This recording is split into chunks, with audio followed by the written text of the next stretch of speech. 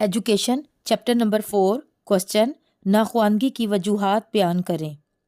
ناخواندگی کو کم کرنے کے لیے کیا تجاویز اور کارروائیاں ممکن ہیں؟ جواب: پاکستان میں ناخواندگی کی وجوہات۔ پاکستان میں ناخواندگی کی اہم وجوہات مندرجہ ذیل ہیں۔ نمبر 1، آبادی میں اضافہ۔ پاکستان میں ناخواندگی کی اہم ترین وجہ تیزی سے رفتار سے بڑھتی ہوئی آبادی میں اضافہ ہے۔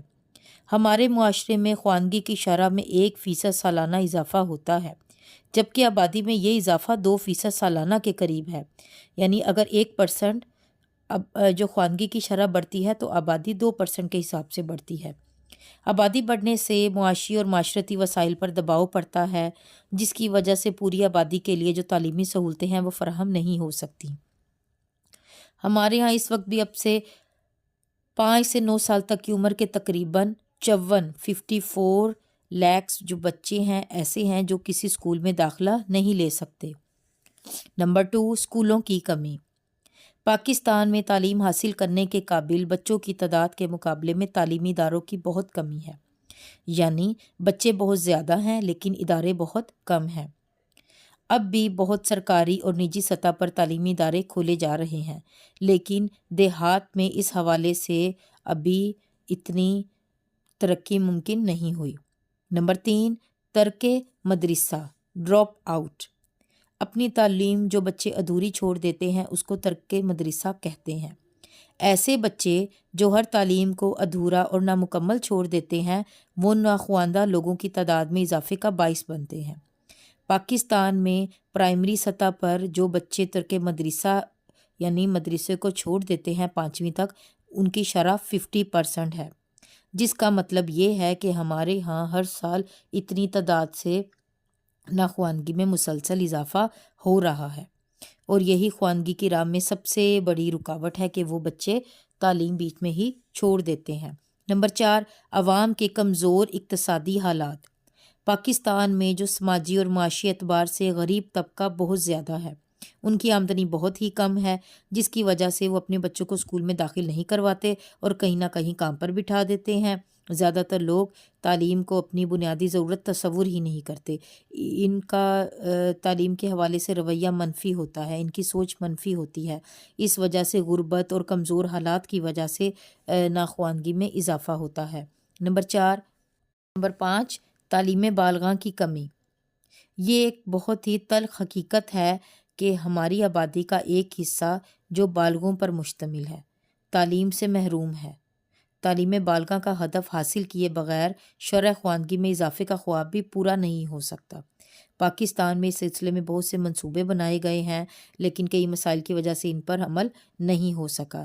اس طرح تعلیمی ادارہ میں داخلہ نہ لینے سے یا ترک مدرسے کی وجہ سے تعلیم سے محروم ہو جانے کی وجہ سے جو بالغ افراد ہیں ناخواندگی میں اضافے کا باعث بنتے ہیں۔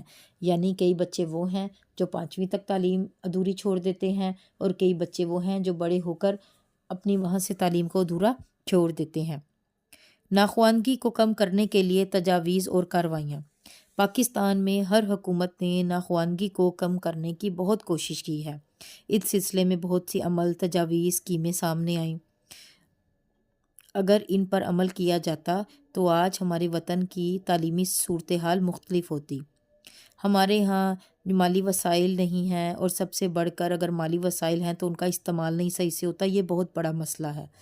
اب تک اس سلسلے میں جو کچھ کیا گیا اس کا خلاصہ یوں ہے۔ نمبر 1، لازمی پرائمری تعلیم۔ خواندگی کا اگر عمل دیکھا جائے تو اس میں پرائمری تعلیم کو بہت بنیادی اہمیت حاصل ہے۔ اس مقصد کے لیے حکومت نے پرائمری اسکول میں اور مساجد میں مکتب کھولنے کا انتظام کیا ہے۔ پورے ملک میں اس وقت پرائمری اسکولوں کی تعداد 1 لاکھ اور مڈل اسکولوں کی تعداد 10,000 سے بھی زیادہ ہو چکی ہے۔ مسجد، مکتب، اسکول ان کے علاوہ ہیں۔ اس سلسلے میں نجی شعبے بھی اہم کردار ادا کر رہے ہیں۔ نمبر 2، تعلیم کے غیر رسمی ذرائع کا استعمال۔ پرائمری تعلیم کے ادارے صرف ان بچوں کو تعلیم دے رہے ہیں جن کی عمر 5 سے 10 سال تک ہے، اور باقاعدہ داخلہ حاصل کر کے تعلیم دے رہے ہیں، جبکہ 10 سال سے زیادہ عمر کے ناخواندہ افراد کی تعداد 4 کروڑ سے بڑھ چکی ہے۔ یعنی چھوٹے بچوں کے لیے اسکول ہیں کافی زیادہ، اور بڑے بچوں کے لیے اسکول کم ہیں۔